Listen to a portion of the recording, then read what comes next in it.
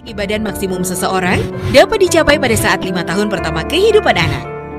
Tantangan pertumbuhan yang terjadi selama 5 tahun pertama kehidupan anak antara lain asupan nutrisi yang kurang, masalah makan, dan adanya penyakit yang berulang. Apabila tidak tertangani, defisit pertumbuhan selama 5 tahun pertama kehidupan bisa mencapai 8 cm dan dapat dibawa hingga dewasa. Percepatan pertumbuhan dan kekuatan tulang pada anak dapat didukung dengan zat gizi natural vitamin K2 dan arginin. Zat gizi tersebut bersinergi dengan kalsium, vitamin D, dan magnesium untuk mendukung pembentukan tulang. Pediasure, dukungan nutrisi yang diformulasikan secara ilmiah. Kini, disempurnakan dengan tambahan arginin dan natural vitamin K2. Optimalkan pertumbuhan tulang untuk dukung pertumbuhan nyata pada anak. Arginin terbukti secara klinis membantu mendukung pertumbuhan tulang anak dengan cara menstimulasi multiplikasi sel pada growth plate. Pediasure memberikan nutrisi yang lebih untuk mendukung pertumbuhan nyata dan sistem imunitas anak. Pediasure tersedia dalam 1.800 gram, serta kemasan kaleng 400 dan 850 gram. Tersedia juga dengan rasa vanila, madu, dan coklat yang enak dan disukai anak. Dengan nutrisi superior yang diformulasikan secara ilmiah, mengandung triple protein kompleks, prebiotik dan probiotik MCT, 14 vitamin dan 9 mineral, serta arginin dan natural vitamin K2. Cermati perbedaan komposisi dan indikasinya. Pediasure merupakan produk untuk memenuhi kebutuhan nutrisi harian anak. Sementara, Pedia Komplit merupakan produk pangan kebutuhan medis khusus yang penggunaannya harus dengan rekomendasi dokter. Berikan Pediasure pada anak sehat dengan pertumbuhan normal sesuai dengan WHO Growth Chart untuk memenuhi kebutuhan nutrisi harian. Atau sebagai lanjutan dari penggunaan Pedia Komplit pasca faltering growth ketika pertumbuhannya kembali normal.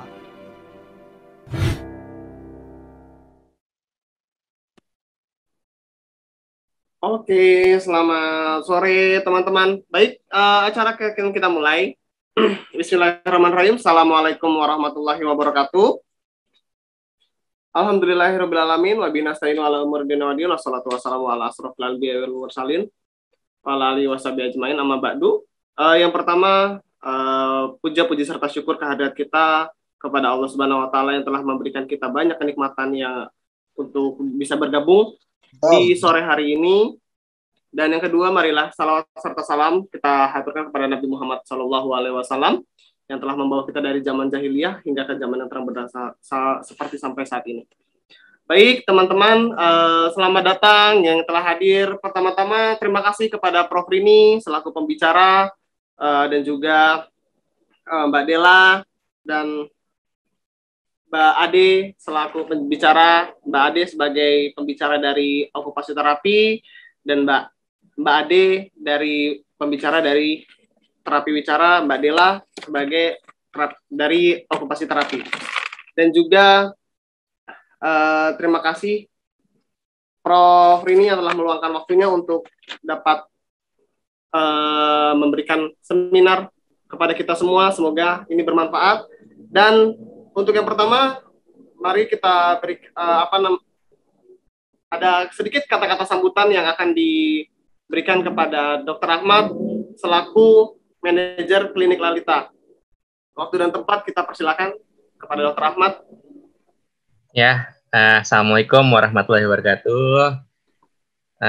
Selamat sore kepada yang terhormat Prof. Rini, kemudian Dr. Tuti, Fajar yang sudah membantu manage acara ini, dan teman-teman sekalian, peserta sekalian, terima kasih yang sudah meluangkan waktu untuk hadir di acara sore ini ya.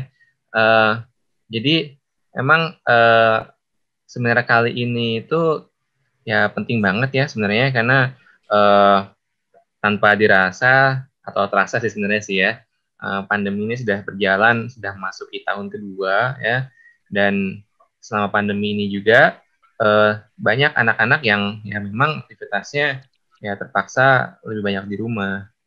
Nah, berarti kita harus bisa memastikan bahwa anak-anak tersebut tumbuh kembangnya tetap berjalan dengan optimal dengan settingan rumah, gitu ya.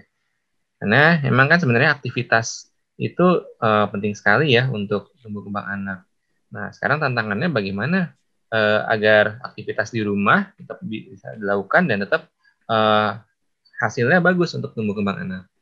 Nah, makanya kita bikin seminar seperti ini ya, yang sekarang ini mudah-mudahan seminar ini bermanfaat buat para ayah bunda sekalian, gitu ya. Saya nggak usah lama-lama ya di sini ya. Saya ucapkan selamat datang, selamat belajar. Ya, saya sekali lagi saya mengucapkan terima kasih ya kepada Prof. Rini, Dr. Tuti, dan ya nanti teman-teman Travis yang bersedia membagikan ilmunya kepada kita semua. Ya, terima kasih. Assalamualaikum warahmatullahi wabarakatuh. Oke, baik. Terima kasih banyak kepada Dr. Ahmad atas sambutannya. Dan sekali lagi saya akan mengingatkan kepada seluruh peserta yang ada di sini ya, kepada seluruh peserta untuk dapat mengikuti acara sampai selesai karena akan ada banyak sekali door prize atau hadiah yang akan kami sajikan kepada teman-teman semuanya, khususnya untuk para peserta yang aktif dan juga untuk para peserta yang mampu menjawab pertanyaan dengan baik. Oke. Baik, tanpa memperpanjang waktu lagi, dan kita beranjak ke acara selanjutnya, acara yang kita tunggu-tunggu, webinar dengan tema tips mengoptimalkan tumbuh kembang anak selama pandemi yang akan dibawakan oleh Prof. Rini. Acara akan saya serahkan kepada Dr. Tuti selaku moderator kita pada hari ini. Waktu dan tempat kami persilakan. Silakan, Dokter. Baik, bismillahirrahmanirrahim. Assalamualaikum warahmatullahi wabarakatuh. Senang sekali saya sore hari ini bisa bergabung di webinar kita sore ini untuk sharing, untuk berbagi ya ilmu, berbagi tips-tips yang akan dijelaskan oleh mereka yang memang ahlinya, mereka yang memang hari-harinya memang bergelut di bidang tumbuh kembang anak. Nah, terlebih lagi senangnya kita hari ini karena hari ini juga bertepatan dengan Hari Anak Nasional. Jadi alangkah tepatnya kalau misalnya kita pada kesempatan ini pun juga berbicara tentang topik tentang ilmu kesehatan anak, ya. Nah, kami dari Klinik Lalita Group berharap kita semua sehat dan bahagia, dan kemudian bagi yang saat ini sedang kurang sehat, kita harapkan segera sembuh. Selama 45 menit ke depan, saya akan memandu acara ini untuk mendampingi Prof. Rini, Mbak Della, dan Mbak Ade untuk berbicara tentang tips-tips mengoptimalkan tumbuh kembang anak. Kenapa topik ini diangkat? Karena ini berkaitan dengan kondisi pandemi COVID-19 yang sudah berlangsung cukup lama. Sudah 1,5 tahun kita mengalami, semua membuat kita harus beradaptasi. Semua aktivitas luar rumah terpaksa harus dibatasi. Ayah dan bunda harus melakukan aktivitas pekerjaan secara work from home ya, dari rumah. Anak-anak juga harus sekolah secara daring. Fasilitas publik, mal ditutup. Hal ini semua bertujuan untuk menekan penularan virus COVID ini. Kalau hanya libur sekolah, bekerja dari rumah selama 1-2 minggu, mungkin kita masih semua akan happy, enjoy, nyaman. Tetapi kalau sudah berlangsung lama dan belum jelas kapan akan berakhir, agak ada suaranya. Sebagian orang tentu akan menjadi bingung ya, akan melakukan aktivitas seperti apa. Nah, sore ini Prof. Rini akan berbicara aspek tumbuh kembang anak dan bagaimana tips mengoptimalkan tumbuh kembang anak di rumah. Selanjutnya Mbak Della akan menjelaskan bentuk-bentuk aktivitas fisik apa untuk optimalisasi itu, dan Mbak Ade akan menjelaskan tips-tips untuk melatih bicara anak. Pada kesempatan pertama kita persilahkan Prof. Rini untuk menyampaikan topiknya. Profesor Dr. Rini Sekartini, SPAK, lahir di Jakarta 2 Juni 1965. Tentu sudah tidak asing lagi bagi kita semua. Beliau adalah seorang guru besar di FKUI, Divisi Tumbuh Kembang Pediatri Sosial, dan beliau adalah juga Ketua IDAI Jaya. Nah, selanjutnya kita persilakan kepada Prof. Rini untuk menyampaikan. Silakan, Prof. Bismillahirrahmanirrahim. Assalamualaikum warahmatullahi wabarakatuh. Selamat sore Ayah, Bunda, Ibu, Bapak yang sore hari ini bergabung pada kegiatan webinar klinik tumbuh kembang Lalita ya. Terima kasih atas kehadirannya. Mungkin nanti para orang tua dan mungkin anaknya juga akan bertemu dengan ada 2 orang terapis ya yang hari ini hadir. Dan saya lihat hari ini selama PPKM ini banyak orang tua yang cuti ya untuk terapi ya. Nanti akan diberikan tips apa yang bisa dilakukan di rumah ya. Sebelumnya saya izin sharing dulu ya. Ini adalah topik yang akan saya sampaikan pada sore hari ini mengenai optimalisasi tumbuh kembang anak selama masa pandemi ya. Jadi kalau kita bicara tentang anak, kurun waktunya itu cukup panjang ya, sejak masa dalam kandungan sampai berusia remaja. Masing-masing memiliki ciri khas tersendiri untuk aspek tumbuh kembangnya. Nah, untuk mengoptimalkan tumbuh kembang seorang anak, keluarga khususnya harus memberikan kebutuhan dasar anak, yaitu asuh, asi, dan asah. Ya. Asuh itu adalah fisis biomedis, salah satunya adalah kebutuhan nutrisi, kemudian kebutuhan kasih sayang dan stimulasi atau pemberian rangsangan. Ini adalah fungsi keluarga ya yang memiliki karakteristik tertentu, saling memperhatikan ya, bersikap terbuka dan jujur ya. Orang tua mau mendengarkan anak. Kemudian menerima perasaannya dan menghargai pendapat anak tersebut ya. Ada sharing antara masalah yang ada dan sama-sama berjuang dalam mengatasi masalah yang ada ya. Ini adalah fungsi keluarga. Kalau di 2 gambar ini keluarga yang harmonis, mungkin di gambar kiri ya, harus bergandengan tangan bersama-sama, tidak seperti gambar di sebelahnya ya. Ini bersama-sama tapi asik dengan dunianya sendiri ya. Mereka berkomunikasi dengan dunia luar, tapi yang di kiri kanannya tidak saling berkomunikasi ya. Nah, apa kebutuhan anak yang harus dipenuhi oleh keluarga? Tadi yang disebut pertama fisis biomedis. Apa sih fisis biomedis ya? Yang pertama adalah nutrisi ya. Nutrisi ini adalah yang sekarang menjadi simbol namanya isi piringku, di mana piringnya makan seorang anak harus ada karbohidratnya, ada proteinnya ya, ada sayur dan ada ini sayur ya, ini lauk pauk ya, dan ini buah-buahan. Jadi porsinya harus sesuai dengan kebutuhan anak. Dulu istilahnya ini ya, 4 sehat 5 sempurna ya. Kemudian kebutuhan kedua adalah imunisasi ya. Anak juga butuh tidur ya, dan juga beraktivitas ya. Nah, nanti di masa pandemi ada beberapa hal yang harus kita perhatikan untuk memenuhi kebutuhan dasar tersebut ya. Nah, saat ini banyak sekali konsultasi untuk menanyakan kondisi anak, termasuk pemantauan pertumbuhan, bisa menggunakan berbagai aplikasi ya. Jadi orang tua bisa melakukan deteksi atau menilai tumbuh kembang seorang anaknya sendiri ya. Nah, bagaimana di masa pandemi COVID ini ya? Apa yang harus orang tua perhatikan ya? Tadi tentang nutrisi. Nutrisi prinsipnya sama seperti sebelumnya ya, sebelum masa pandemi. Malah dikatakan saat ini banyak anak-anak yang karena di rumah saja kurang aktivitas fisik, berat badannya meningkat ya, mungkin bukan hanya anaknya saja, mungkin orang tuanya juga ya. Kenapa nutrisi penting? Karena dia akan mempengaruhi atau perlu untuk pertumbuhan seorang anak ya, meningkatkan daya tahan imun ya, akan diperlukan untuk perkembangan seorang anak, termasuk perkembangan kognitif ya, dan mengurangi risiko untuk terjadinya kekambuhan atau terkena infeksi ya, terutama pada anak-anak yang menderita penyakit kronik ya. Nah, pada masa pandemi sering ditanyakan vitamin ya. Vitamin perlu nggak sih? Apa aja vitamin yang diperlukan ya?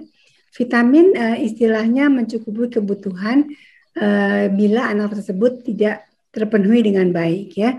Sumber vitamin kan yang terbanyak adalah sayur dan buah-buahan. Nah, itu anak-anak sebagian besar kurang, jadi boleh diberikan vitamin sesuai dengan keperluannya saja, jangan berlebihan juga, karena kalau berlebihan nanti akan dikeluarkan oleh tubuh, ya. Nah, ini kalau kita lihat selama pandemi ini banyak kegiatan bersama-sama dengan orang tuanya, ya, untuk membuat makanan, ya, anaknya membantu di rumah, ya. Tapi ini kadang-kadang yang sering terkendala pada masa isoman ini, di mana ibunya juga harus bekerja, anaknya harus diberikan stimulasi, akhirnya tidak bisa terjadi pemenuhan stimulasi dengan baik, anaknya lebih banyak sendiri menggunakan gawai, ya, atau TV banyak nonton, ya. Jadi itu yang harus dikurangi pada masa pandemi. Nah, mungkin para ayah bunda tahu atau pernah mengenal buku KIA, ya, warnanya pink. Di sini bukunya komplit, ya, di mana ada edukasi untuk stimulasi dan juga edukasi untuk screening perkembangan seorang anak. Ini contohnya stimulasi anak usia sampai 2 tahun, ya.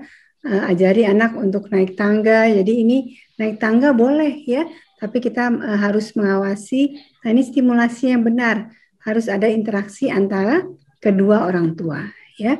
Boleh nggak main ini, ya? Ada main beras, ya. Ada yang main mie, ada yang main Play-Doh dibuat macam-macam. Ini boleh diajarkan, ya. Kadang-kadang orang tuanya yang menolak, ya, karena malas kotor, malas membersihkan, ya. Jadi ini boleh dianjurkan, ya. Atau nanti bermain di rumah nih, karena semua harus di rumah, loncat, ya. Atau ini jalan menggunakan garis, ya. Lantainya ditempel-tempel, boleh, ya. Nah, ini mungkin kalau ayah bunda yang anaknya pernah melakukan terapi sensori integrasi, ada yang masuk digorong-gorong, ya. Nah, bisa diganti Bu oleh ini kursi, ya. Kursi dijajar panjang, anaknya bisa lewat terowongan, ya.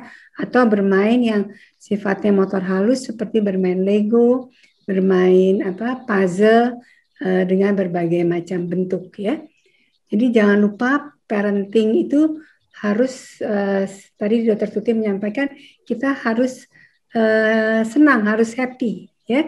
Jadi jangan sampai kondisi sakit, penyakit yang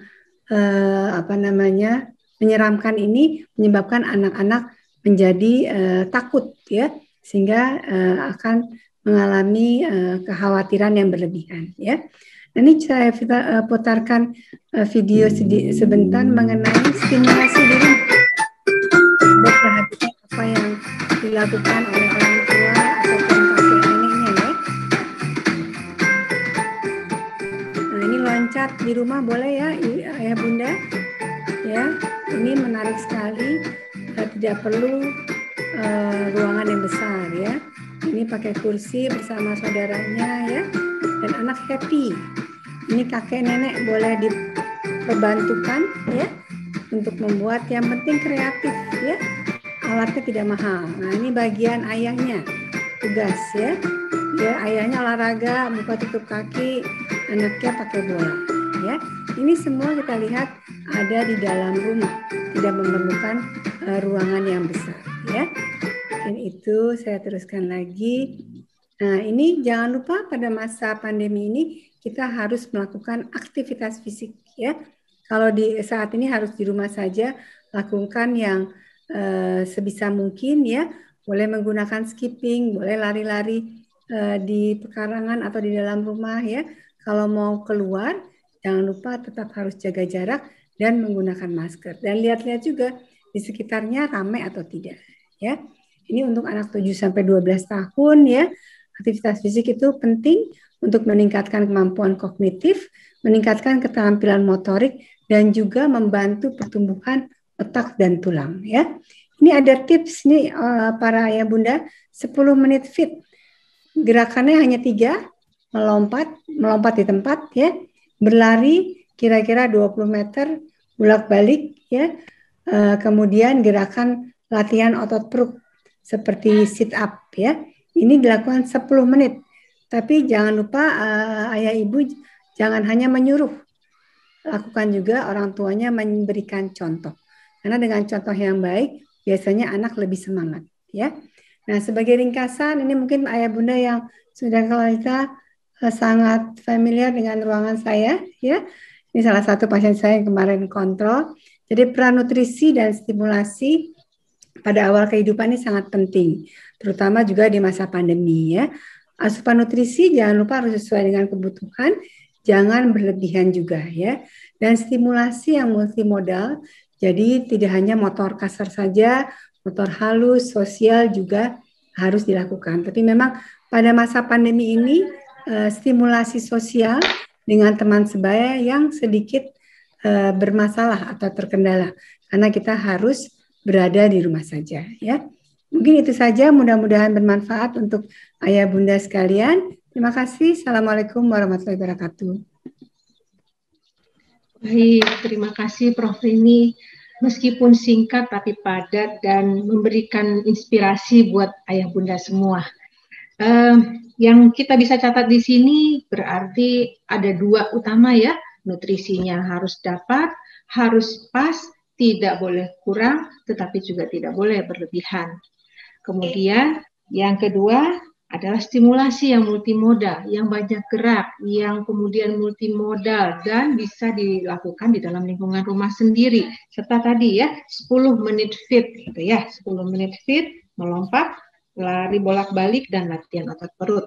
Nah, ini buat kita semua nih, mungkin bukan cuma buat yang masih punya anak kecil, tapi kita semua yang memang lebih banyak berada di rumah juga perlu nih melakukan aktivitas seperti ini. Nah, selanjutnya kita ke pembicara kedua, ya, yaitu Mbak Deleda. Barangkali CV-nya mungkin bisa ditayangkan ya. Mbak Deleda Feiza, beliau lulusan dari Akademi Okupasi Terapi Universitas Indonesia pada tahun 2016 dan sekarang adalah okupasi terapis di Klinik Lalita Sumarekon Bekasi. Kepada Mbak Dela ya, kita panggil akrabnya, kita persilakan. Silakan Mbak Dela. Ya, Assalamualaikum warahmatullahi wabarakatuh. Senang sekali pada hari ini bisa berkesempatan untuk sharing ya sama ayah bunda sekalian. Sebelumnya saya akan share screen dulu.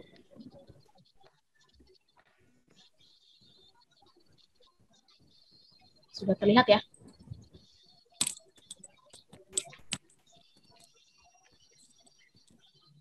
Jadi karena tadi kan sudah kita ketahui ya apa saja aspek yang mempengaruhi keoptimalan tumbuh kembang anak, di antara salah satunya adalah stimulasi. Jadi di sini saya juga akan memperkuat lagi penjelasan terkait stimulasi, tapi di sini saya lebih ke arah stimulasi aktivitas yang memperkuat fondasi perkembangan anak, yaitu terkait komponen sensori motor, gitu ya. Dan nanti diberikan saya akan sharing beberapa aktivitas bermain yang bisa dilakukan di rumah gitu ya. Berhubung juga saya adalah seorang okupasi terapis yang kesehariannya juga biasa menghandle anak dengan metode sensori integrasi.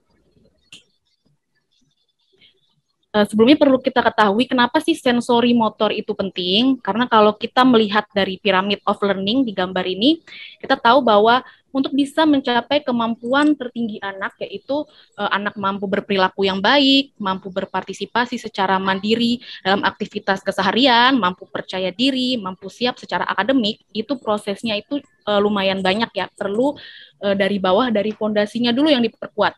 Apakah itu fondasinya? Yaitu kemampuan untuk memproses sistem sensori dengan baik hingga nantinya akan mengembangkan kemampuan motorik ya, yaitu kemampuan terkait koordinasi dua sisi tubuh, terkait keseimbangan persepsi tubuh, nanti untuk kemudian bisa mendukung kemampuan anak lainnya seperti kemampuan anak untuk fokus, persepsi anak gitu ya, dan hingga nanti sampai kemampuan akademik. Nah, lalu seperti apa sih bentuk stimulasi yang tepat? yang bisa kita berikan kepada anak. Apakah seperti gambar A? Ini jelas tidak direkomendasikan ya. Walaupun katakanlah nih anak nih sedang main mainan edukasi ya, lagi mindah-mindahin buah-buahan dari satu wadah ke wadah lain. Tapi daripada dia mainnya pakai layar, nyentuh pakai jari, lebih baik dia langsung aja pegang buah-buahannya, jadi langsung rasain tekstur buahnya, berat buahnya, seperti itu. Atau apakah seperti aktivitas di gambar B? Ini nggak salah sih, ini benar ya, aktivitasnya bisa melatih fokus. Cuma apakah pada kondisi awal anak itu sudah bisa duduk diam, gitu, sudah bisa baik, sudah mampu kemampuan motorik halus, koordinasi matanya untuk melakukan aktivitas seperti pasang puzzle, menyusun balok, main Lego, gitu ya. Biasanya kan yang kita temui anak-anak di usia 2 tahun, 3 tahun, mereka itu kebutuhan geraknya banyak, gitu, nggak bisa diem, nggak bisa duduk lama. Jadi maka dari itu kita perlu memfasilitasi kebutuhan gerak mereka. Jadi aktivitas apa sih yang dapat menguatkan fondasi perkembangan anak? Yaitu aktivitas yang melibatkan pergerakan seluruh tubuh dan men-challenge keseimbangan tubuh.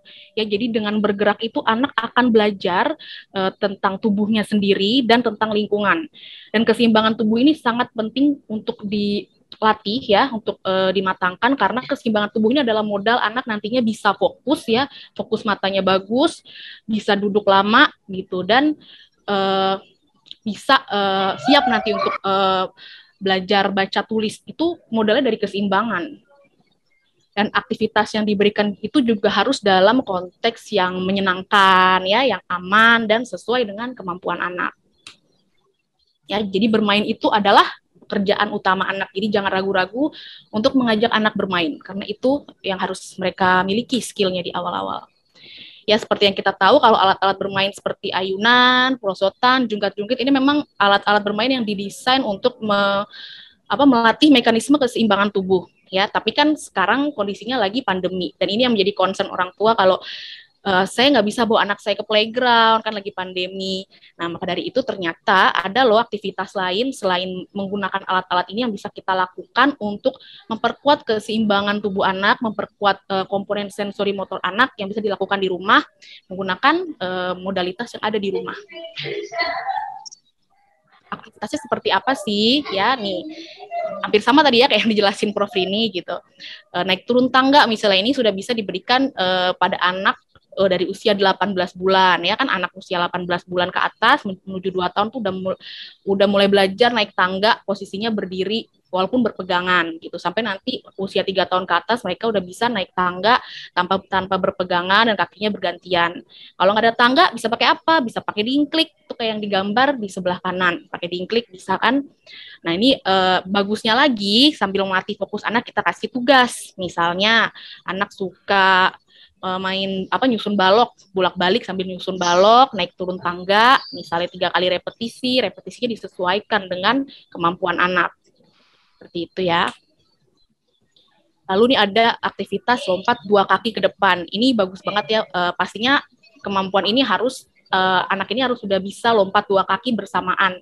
Nah, kalau misalkan anak ini aktif suka lompat-lompat tapi nggak terarah, nggak jelas, nah itu kita bisa fasilitasi nih dengan aktivitas lompat 2 kaki ke depan, dijarak-jarakin, jadi nanti anak belajar untuk bagaimana mengontrol tenaganya ya.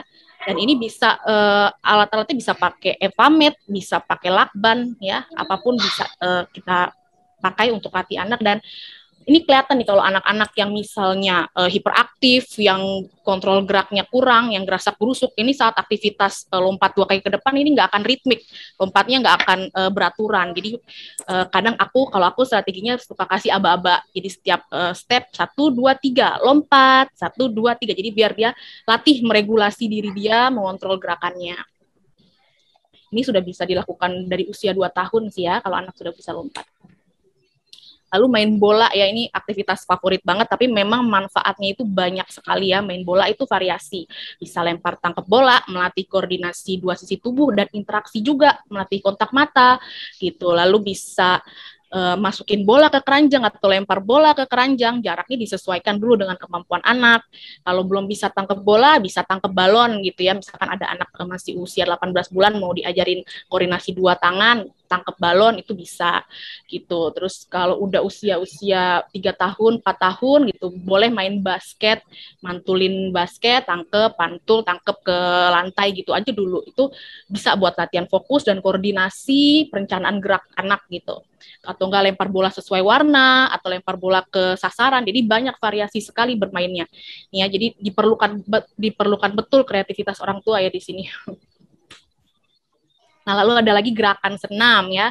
Ini biasanya gerakan ini diberikan dari usia 4 tahun ya, 4 tahun, 5 tahun, 6 tahun, 7 tahun gitu. Ini fungsinya untuk melatih koordinasi dua sisi tubuh. Apalagi ini gerakannya yang dilakukan adalah gerakan menyilang. Ya, lutut kanan siku kanan sentuh lutut kiri, siku kiri sentuh lutut kanan ya, kebalikan gitu. Jadi gerakannya menyilang seperti ini bagus banget buat latih kecerdasan anak juga. Ya, bisa posisi yang seperti di gambar paling kiri atau yang di tengah ya, posisi merangkak, nanti tangan kanannya ke depan, kaki kirinya ke belakang. Nah gitu, terus nanti bergantian atau jumping jack. Nah ini kita bisa kasih challenge lagi nih ke anak untuk aktivitas seperti ini, kita bisa sambil dihitung. Jadi nanti orang tua menghitung dan anak ini melakukan gerakan sesuai dengan hitungan, jadi secara ritmik atau dengan pakai metronom, jadi sesuai ketukan. Ini sangat challenging buat anak-anak yang hiperaktif, yang koordinasinya kurang ya, yang nggak sabaran, mereka akan butuh proses untuk belajar berkoordinasi ya, koordinasi antara auditori dan motorik. Lalu ada yang namanya animal walking, jalan kayak hewan, ya, jalan kayak kelinci, jalan kayak kepiting, kayak beruang, atau jalan gerobak sodor. Fungsinya apa? Ini bagus sekali aktivitas jalan seperti hewan ini untuk menguatkan otot-otot inti tubuh, otot batang tubuh, yaitu otot di area punggung, dada, perut, gitu ya. Itu kalau anak memiliki otot inti yang kuat, dia akan tahan untuk duduk lama, belajar gitu. Terus juga bisa mendukung untuk kemampuan fokus mata dan mendukung kemampuan motorik halus tangan yang lebih kuat gitu. Jadi nanti bisa mendukung anak untuk kesiapan menulis seperti itu. Nah, ini obstacle activity, ini favorit saya sih ya. Jadi kasih aktivitas dari beberapa aktivitas yang tadi, misalnya kayak naik tangga, lompat, kita combine, kita bikin step-stepnya. Jadi kayak ini kan, misalkan anak nanti melangkah, terus merangkak lewat kolong meja gitu. Apa sih manfaat obstacle activity? Yaitu melatih kemampuan sensori, motorik, dan persepsi anak. Pasti anak jadi belajar posisi tubuhnya, jadi belajar keseimbangan, melatih konsentrasi, melatih perencanaan gerak. Anak jadi tahu sekarang aku geraknya harus di mana, habis itu apa. Jadi dia bisa memposisikan tubuhnya dengan baik, melatih memori, dan melatih toleransi aktivitas. Jadi di sini kita melihat toleransi anak dalam menyelesaikan aktivitas ini seberapa lama. Kalau anak yang nggak sabaran pasti kan ya nggak tahan cuma 2 kali pergi gitu ya. Tapi anak yang gampang kedesak begini ada 2 kemungkinan, bisa jadi karena aktivitasnya monoton, membosankan dan dia sudah bisa, atau aktivitasnya terlalu challenging, terlalu sulit, jadi dia akan muncul tuh perilaku kompensasi keluar dari tugas gitu. Ya nih kayak gini ya, bisa dilihat nih melatih anak jalan meniti gitu, itu bisa pakai karpet atau selimut digulung-gulung ya, tuh bisa tuh pakai modalitas apa aja yang ada di rumah gitu, melangkahi pita, tali. Nah ini semua tuh melatih keseimbangan anak ya, apalagi tuh yang lagi ngelangkah-ngelangkah nih, anaknya belajar tuh melangkah ke kanan, melangkah ke kiri gitu, itu melatih persepsi arah. Nah ini juga latih keseimbangan juga nih ya, jalan-jalan di atas bantal gitu. Jadi kita buatlah konteksnya nih, kita lagi bermain ya, boleh injak bantal gitu. Nah ini bisa sambil fun nih, kita sambil bikin skenario misalnya sama anak mainnya, yuk kita ngelangkahin bantal, ceritanya bantal ini batu, sekitarnya sungai. Ayo deh hati-hati ya, jangan sampai jatuh, nanti kalau jatuh dimakan buaya. Tuh biasanya tuh anak-anak tuh jadi fun tuh kan, jadi terbangun tuh saling berbagi emosi dengan orang tua. Jadi aktivitasnya jadi terkesan lebih menarik gitu. Ntar kalau anaknya misalnya jatuh, orang tuanya pura-pura jadi buayanya, wah ditangkep, kritikin, itu biasanya anak jadi lebih fun. Kan yang penting kan intinya bermain itu kan harus fun ya. Jadi orang tua tuh harus ekspresif di sini. Ya seperti ini ya, desain aktivitas obstacle yang bisa diberikan ya dengan hanya modalitas lakban, kursi gitu. Kita bisa latih keseimbangan dan fokus anak. Mbak Dela, waktunya sudah habis ya. Oh iya. Iya. Satu lagi boleh nggak? Ya, silakan. Ada tipsnya, sorry, maaf.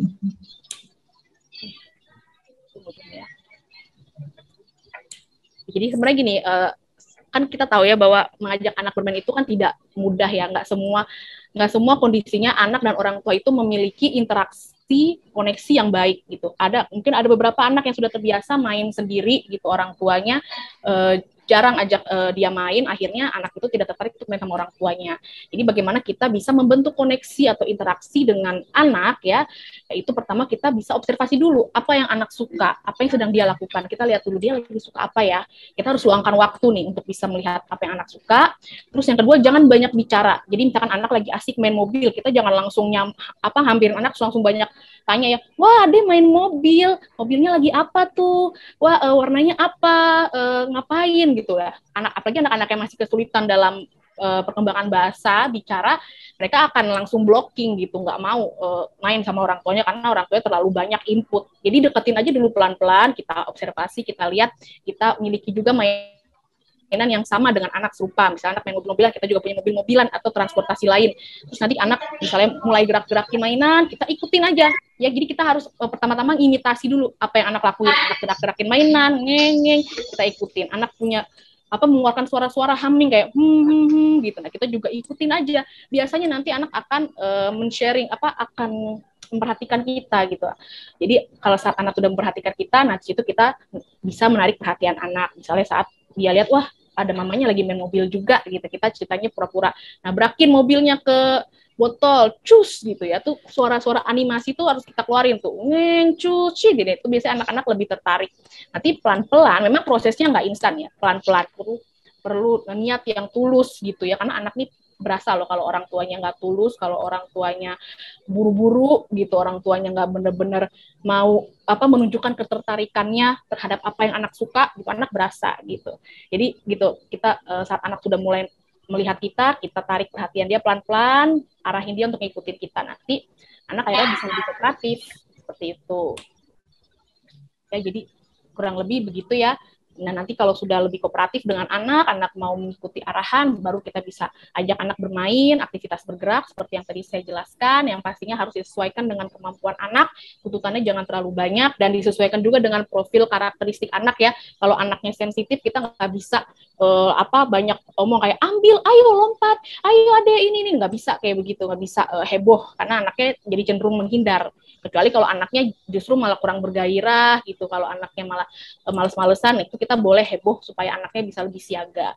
Dan jangan lupa ucapkan hore, kasih reinforcement gitu, tos, berikan pujian. Kalau anak suka dipeluk gitu, suka dikritikin setelah selesai melakukan aktivitas gitu, biar mereka lebih termotivasi. Ya, sekian itu dulu yang bisa saya sampaikan. Iya, terima kasih Mbak Della. Sebenarnya banyak sekali kayaknya yang mau dijelaskan sama Mbak Della, yang mau di-sharing. Sayang kita terbatas sama waktu ya.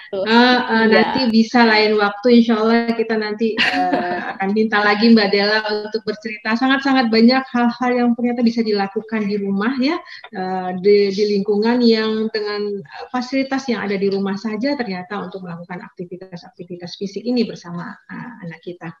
Nah, kita lanjut ke pembicara ketiga, yaitu Mbak Ade Safitri. Beliau adalah lulusan Akademi Terapi Bicara Jakarta pada tahun 2007 dan sekarang bertugas sebagai terapis bicara di Klinik Lalita Sumari Komunikasi. Kepada Mbak Ade kita persilakan. Oke, terima kasih dokter. Selamat sore untuk Bunda dan Ayah kalian di sini. Ya, ini saya juga nggak perlu panjang lebar lagi ya menjelaskan apa sih fondasi yang harus anak punya untuk kesiapan anak bisa berbahasa atau bisa berbicara. Tunggu aja ya, saya langsung masuk ke tips. Bentar.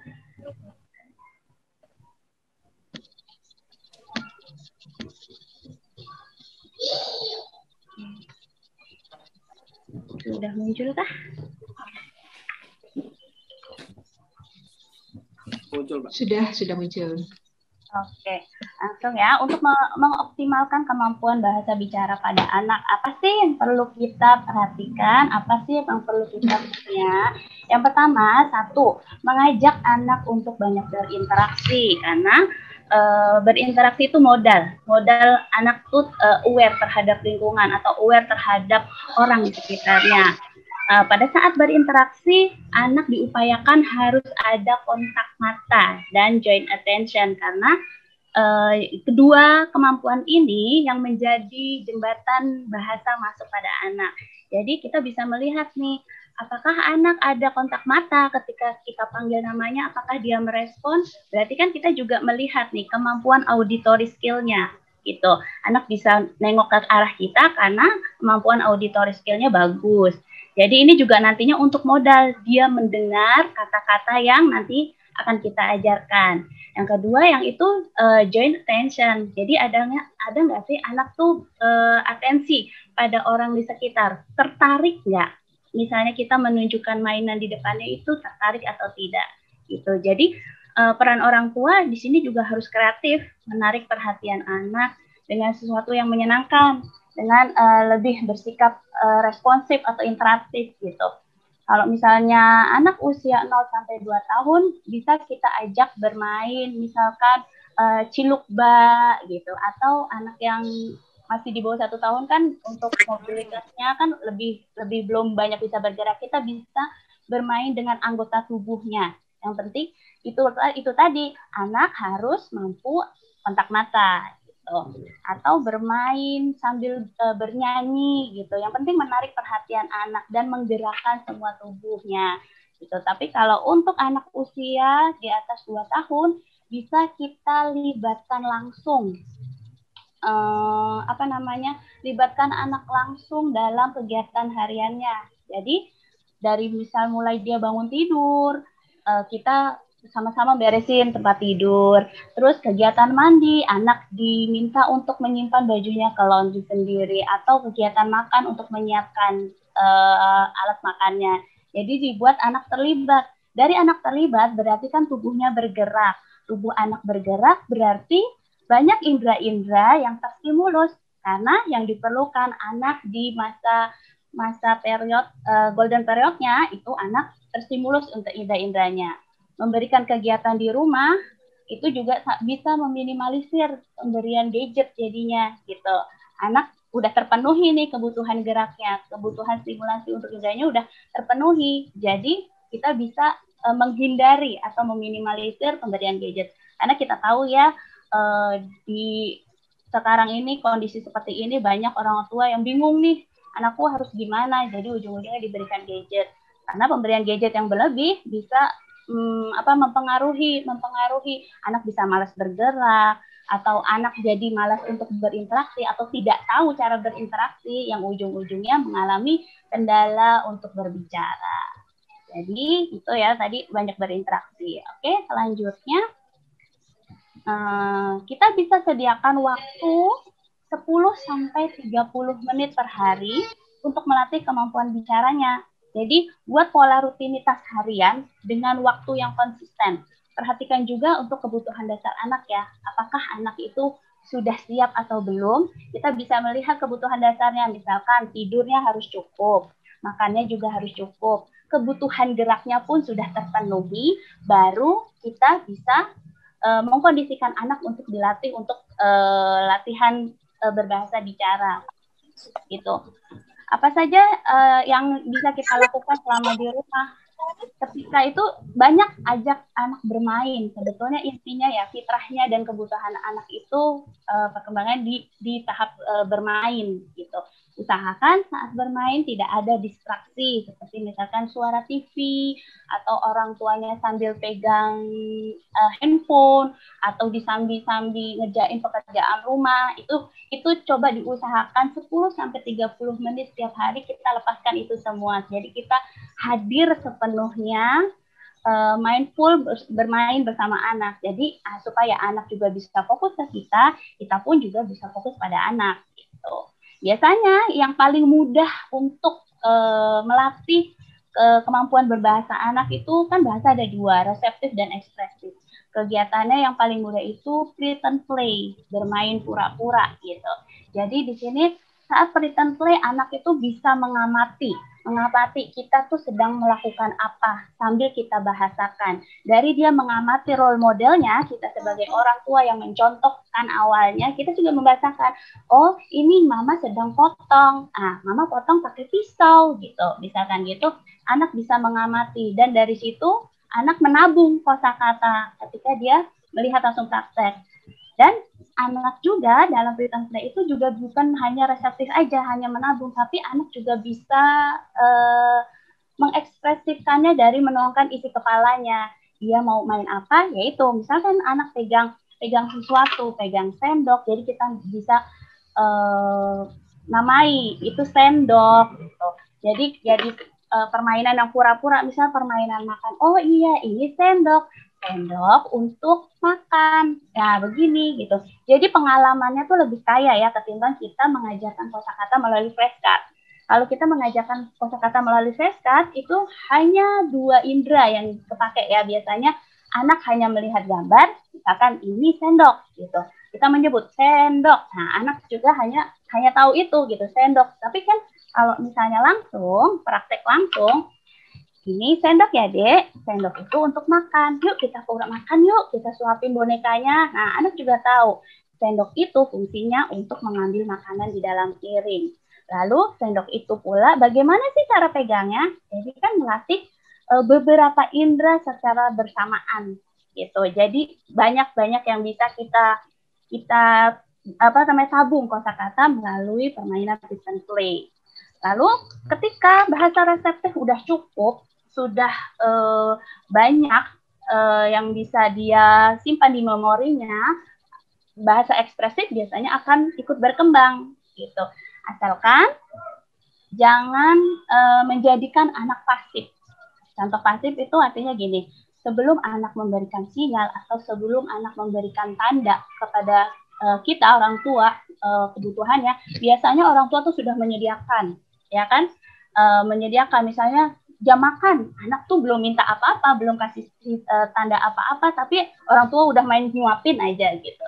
Itu kan sama aja anak tidak diberikan waktu untuk dia ngomong gitu. Atau orang tua buru-buru membantu anak ketika anak mengalami sedikit kesulitan, langsung orang tua bantu gitu. Harusnya peran kita lebih bisa memancing inisiatif anak untuk meningkatkan bahasa reseptifnya. Contohnya misalkan memancingnya tuh gimana sih? Misalkan di bermain, kita simpan nih mainannya di dalam box. Kita tarik perhatiannya anak untuk bisa mau gitu. Biasanya kan anak akan mendekat atau mau minta. Jadi sebelum anak bereaksi, sebelum anak mengekspresikan entah itu belum secara verbal, biasanya kan ada gestur ya. Anak mau mengambil mainannya, itu baru kita lihat. Oh, adek mau mainannya ya, gitu. Itu kita tunggu dulu. Jadi berikan waktu dia mengartikan informasi dan beri kesempatan dia untuk ada usaha untuk minta. Misalkan ketika sudah kita kasihkan, berarti kan di situ ada anak kesempatan untuk meminta gitu. Setelah kita kasih, biasanya anak kan akan mengamati. Jadi taktilnya tuh juga terstimulus ya. Ketika mau membuka, dia mau meraih benda yang ada di dalamnya, ada kesempatan lagi anak untuk minta tolong sama kita. Misalkan dia mengalami kesulitan. Sebelum anak kontak mata ke kita atau sebelum ada reaksi dari anak, coba kita tunggu dulu, jangan terburu-buru ingin membantu, gitu. Jadi biar inisiatif anak itu terbangun untuk mengekspresikan. Kalau saya buka, baru, oh minta tolong ya, mama, tolong buka, gitu. Jadi anak tahu nih, oh ini namanya buka, oh ini namanya tutup, gitu. Itu juga jadi salah satu yang bisa meningkatkan bahasa reseptif dan ekspresif. Ya, permainan yang diberikan itu harus sesuai dengan usia dan kemampuan anak ya, sama minatnya. Jadi kita berangkat memberikan mainan dari apa yang anak suka. Biasanya dari sesuatu yang anak suka, anak itu lebih ingin menggali, ingin cari tahu. Jadi kita berangkat dari apa yang anak suka. Nah, ini kayak my present play ya. Lalu selanjutnya bukan hanya kemampuan berbahasanya, tapi kita juga harus menstimulasi kemampuan bicaranya dengan mempersiapkan organ bicaranya. Organ bicara itu meliputi dari pernapasan, atau respirasi, ada fonasi, pita suara, dan organ artikulasi yang berupa rahang, bibir, lidah. Latihannya bagaimana? Pernapasan tuh banyak, bisa sambil main ya. Jadi kayak main tiup-tiupan tisu, tiup-tiupan air di dalam gelas pakai sedotan, atau tiup bubble, tiup fluid, itu juga bisa salah satu latihannya. Dan anak biasanya mulai 1 tahun itu juga sudah diajak berlatih ya untuk gosok gigi, untuk sikat gigi.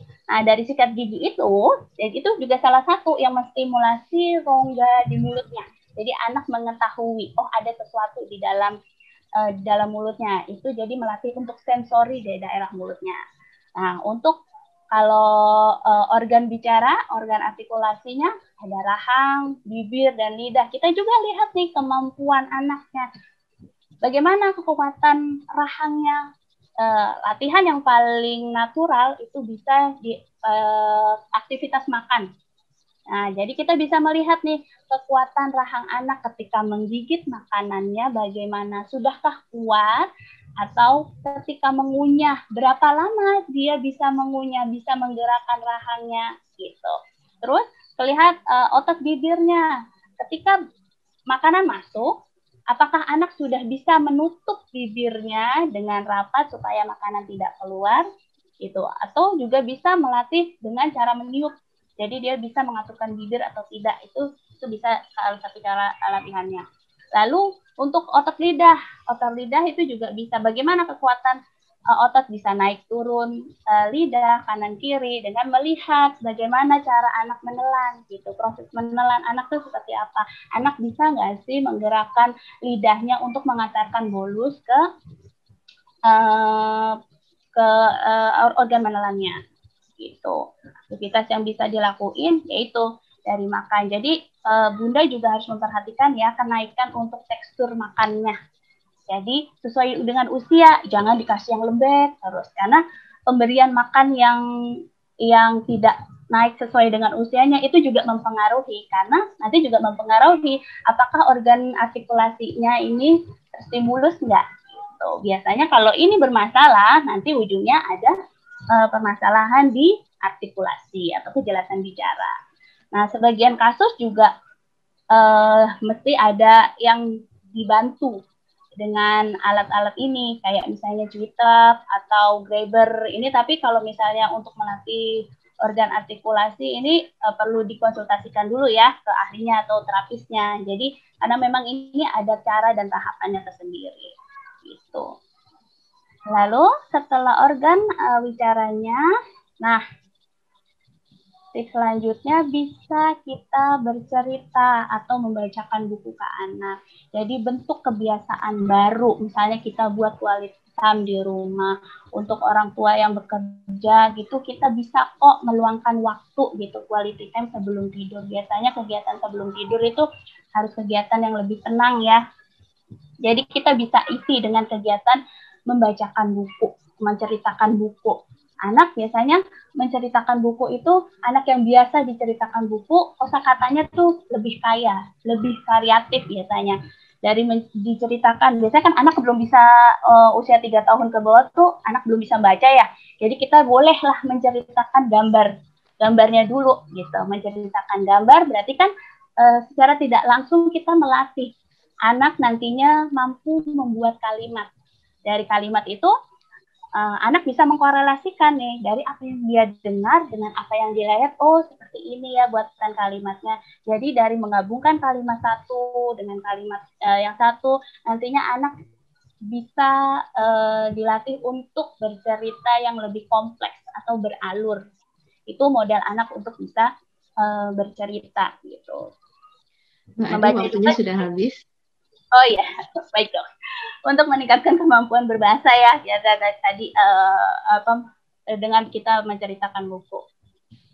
Oke, yang kelima, gunakan satu bahasa dulu untuk berkomunikasi. Untuk apa? Untuk mengurangi kendala anak mengalami kebingungan bahasa.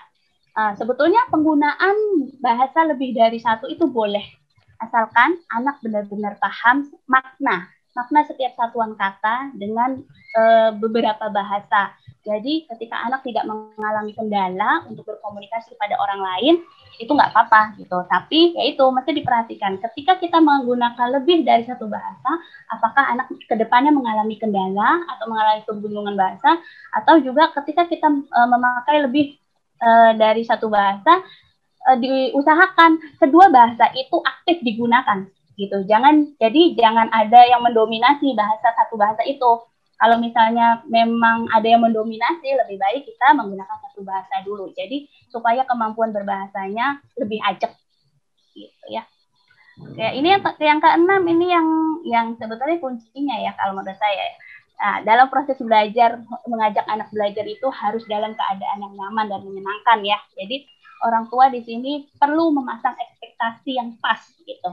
Jangan terlalu tinggi untuk anak, karena memasang ekspektasi yang terlalu tinggi itu rawan frustasi, nggak cuma untuk anak tapi orang tua. Ketika orang tua stres, ketika orang tua frustasi, yang ketekan itu anak gitu. Jadi sebisa mungkin kita memberikan sesuatu yang menyenangkan, berangkat dari di mana kemampuan itu anak. Ya, yang kedua, lalu orang tua dan anak juga harus menikmati prosesnya. Jangan berfokus pada hasil. Pokoknya jadi kita tuh tetap stimulasi anak gitu. Jangan terpaku, oh kapan ya anak aku bicara, kapan dia cepat bisa ngomong. Itu mengalir saja. Yang penting terstimulasi dengan baik dan benar gitu. Mungkin itu saja yang bisa saya sampaikan. Semoga ada manfaat dan bisa dipraktekkan Bunda dan Ayah di rumah ya ketika membersamai untuk melatih kemampuan bicara anak. Terima kasih. Saya kembalikan ke Dr. Tuti. Terima kasih Mbak Ade. Ya, sebenarnya waktunya memang sangat terbatas ya, padahal mungkin yang mau diceritakan Mbak Ade pun juga masih banyak ini sebenarnya gitu ya. Dan tentu saja hanya sangat sedikit yang bisa disampaikan di sore hari ini. Mudah-mudahan di lain waktu nanti Mbak Ade juga bisa berkesempatan lagi untuk sharing dengan Ayah Bunda di sini. Baik. Kita sudah 3 pembicara, sudah mempresentasikan topiknya masing-masing ya. Sekarang mungkin saya akan lanjut dulu ke beberapa pertanyaan yang yang sempat ditanyakan di kolom chat ya. Saya pilihkan beberapa pertanyaan yang mungkin bisa kita tayangkan di kesempatan ini. Yang pertama kepada Prof. Rini, pertanyaannya bagaimana untuk meningkatkan kemandirian anak di rumah sementara orang tuanya saat ini sedang WFH nih Prof. Jadi barangkali juga problem harian yang sudah sering ditemukan oleh orang tua ya Prof. Iya benar. Jadi kalau pada masa pandemi, apaan lagi Ram? Di mana keluarga ada di rumah, kadang-kadang mungkin orang tuanya sendiri ya yang tidak tanpa disadari mengurangi kesempatan untuk anak tersebut mandiri ya. Istilahnya supaya cepat, supaya nggak berantakan, misalnya makan ya, tadinya bisa sendiri karena ibunya nggak mau beres-beres nih, nggak mau kotor, jadi semuanya dibantu ya. Jadi usahakan kemandirian itu adalah harus tetap dilakukan secara konsisten dan harus ya diberikan apresiasi. Tadi Miss Dela sama Miss Ade udah ngasih tahu tuh. Jadi jangan lupa dipuji ya. Kadang-kadang orang tua maunya nyuruh ya, tapi nggak mau memberikan pujian. Jangan lupa dipeluk. Nah itu tips-tips yang harus dilakukan. Jadi kemandirian juga harus dilakukan secara konsisten. Jangan hari ini suruh sendiri, besok nggak boleh. Nah itu tetap harus dilakukan terus-menerus ya. Dan harus dicontohkan yang dari paling yang mudah. Jangan menyuruh kemandirian tapi suruh pakai sepatu yang bertali. Nah itu kan nggak bisa dia. Mulai dengan sepatu yang mudah dipakai ya. Itu intinya Dr. Tuti. Terima Baik, kasih. Prof. Terima kasih, Prof. Terus kemudian satu lagi pertanyaan, bagaimana untuk merangsang dan meningkatkan konsentrasi dan fokus anak ini pada saat dia bisa dilatih di rumah, kemudian untuk bisa retain memorinya seperti itu, Prof. Ya, ini sebenarnya PR ya pada orang tua yang saat ini mungkin lagi cuti terapi ya. Dan itu sering disampaikan ke saya, Dok, kenapa ya kalau sama miss-miss di klinik itu nurut banget ya, tapi sama orang tuanya nggak pernah nurut. Nah, itu 100% orang tua mengeluhnya seperti itu ya. Nah, mungkin tadi cara menyuruhnya, tadi saya mendengarkan Miss Dela bicara menyuruh anak itu seperti itu. Mungkin orang tua harus belajar ya, atau nguping sedikit kalau Miss Dela lagi nyuruh anaknya tuh nada suaranya seperti apa sih ya.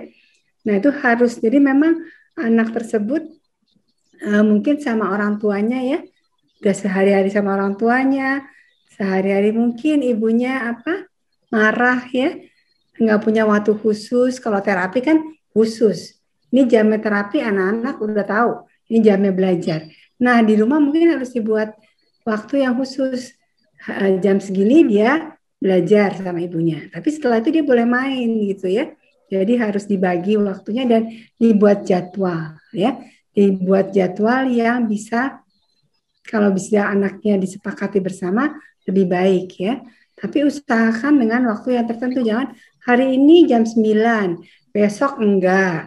Hari Seninnya lagi, nanti sore. Anaknya nggak bisa konsisten. Jadi harus dibuat jadwal tertentu. Nah, mungkin nanti Miss Della menambahkan, kenapa sih kalau sama Miss Della anaknya nurut ya? Padahal saya ngajarin barangnya sama, udah dibeli persis seperti itu, tapi nggak mau nurut. Nah, mungkin nanti Miss Della bisa tambahkan, kenapa sih tuh anak-anak nggak mau nurut kalau sama orang tuanya, ya? Itu udah tertutup. Iya. Oke, baik. Miss Della mau coba sedikit barangkali menambahkan apa yang disampaikan Prof. ini. Ya itu lagi-lagi gimana orang tua dan anak itu bisa membangun relationship yang baik ya, gitu, koneksi yang baik gitu. Lagi-lagi kita lihat ketulusan kita sebagai orang dewasa untuk bermain bersama anak itu terasa sekali oleh anak-anak. Karena kan di rumah kan mungkin orang tua udah jenuh juga, buru-buru banyak yang mau dilakuin, akhirnya waktu untuk bermain dengan anak terasa seperti memburu-burui anak, gitu ya. Pendekatannya ke anak tentu terlalu banyak instruksi, padahal anaknya sensitif atau anaknya belum begitu banyak pemahaman bahasanya, gitu. Jadi dia cenderung tidak mau melakukan tugas yang diberikan. Jadi, memang pelan-pelan sih. Harus bertahap dari tugas yang sederhana yang dia bisa, lalu challenge-nya kita tambahin pelan-pelan gitu. Jadi disesuaikan lah voice adjustment-nya kita, volume suara, intonasinya kita memang harus disesuaikan. Cara kita menghandle, merangkul anak gitu ya, saat kita mau ngarahin naik tangga, misalnya pegang anaknya, kalau terlalu cengkremnya keras, ada anak yang nggak nyaman, akhirnya dia jadi menghindar, kabur, sensitif. Itu pelan-pelan banget kita mensupport regulasi anak seperti itu. Jadi kata kuncinya harus ada waktu khusus ya, Miss Della ya. Jangan disambil sambil masak, boleh. Harus luangkan waktu. Terapi di tempat Miss Della kan Miss Della khusus ngajarin anak. Kalau ibu sambil-sambil tuh nggak bisa tuh. Tuh didengerin ya. Mudah-mudahan bisa lanjut lagi terapi lagi sama Miss Della ya berarti ya. Oke, kemudian ada pertanyaan satu lagi nih, kita lanjut ke Miss Della ya, Prof. Nah, ini ada yang bertanya tentang obstacle ya, apa tadi namanya, obstacle activity. Ya, obstacle activity. Nah, itu berapa kali sehari atau per minggu atau berapa menit durasinya? Mungkin bisa dibantu dijelaskan oleh Miss Della. Barangkali ini adalah salah satu aktivitas yang bisa dilakukan di rumah ya, yang bisa menjadi alternatif untuk stimulasi anak. Kita lihat dulu bagaimana profil sensori anak ini ya. Apakah anak ini kebutuhan geraknya sangat banyak sekali, hiperaktif, maka intensitasnya, frekuensinya harus lebih banyak. Kalau bisa setiap hari ya setiap hari ya, sehari 2 kali 30 menit sampai 1 jam ya.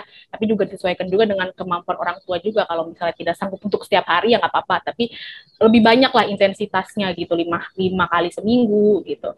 Terus kalau misalkan anak-anaknya, kita lihat skill anaknya gitu ya. Kalau emang anaknya kemampuannya misalkan kemampuan lempar bola masih nggak bisa, kemampuan lompat masih nggak bisa, berarti kan kita perlu latih terus.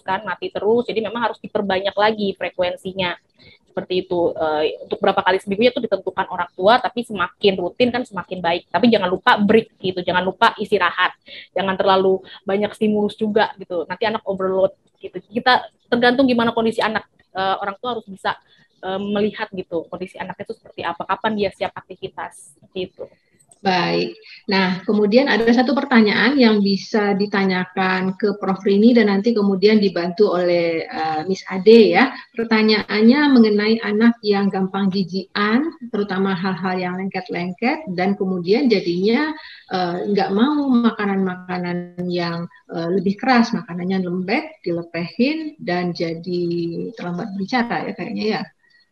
Oke, bagaimana ini Prof untuk tipsnya di rumah barangkali kalau masih belum bisa datang dulu terapi? Miss Ade dulu dong. Urusan nggak mau pegang-megang makanan ya. Oke, tadi usianya berapa dok? Berapa? Nggak disampaikan ya usia. Oh, sudah 3 tahun, hampir 3 tahun ya. Oh, sudah 3 tahun ya. Mungkin gini, jadi makanannya maunya yang lembek-lembek. Lembek terus gitu ya. Kalau makanan keras dilepehin. Nah, ini juga gini ya dok ya. Perlu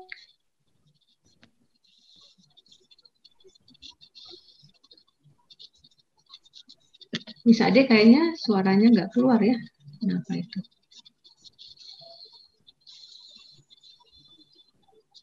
Ya. Halo? Ya, oke. Ya, baru kedengeran Miss Ade, tadi sempat hilang. Iya, sorry. Nah, ini juga perlu gini. Jadi, untuk mengenalkan anak untuk naik tekstur itu sebetulnya usia 3 tahun tuh seharusnya sudah bisa makan yang lebih keras ya dok ya. Lebih udah kemakanan ke orang dewasa, ikut orang dewasa. Jadi mungkin bisa banyak bermain sensori dulu. Jadi biarkan tubuhnya yang lain dulu sebelum mulutnya ini dia biar pegang-pegang dulu, bermain berbagai macam sensory play gitu.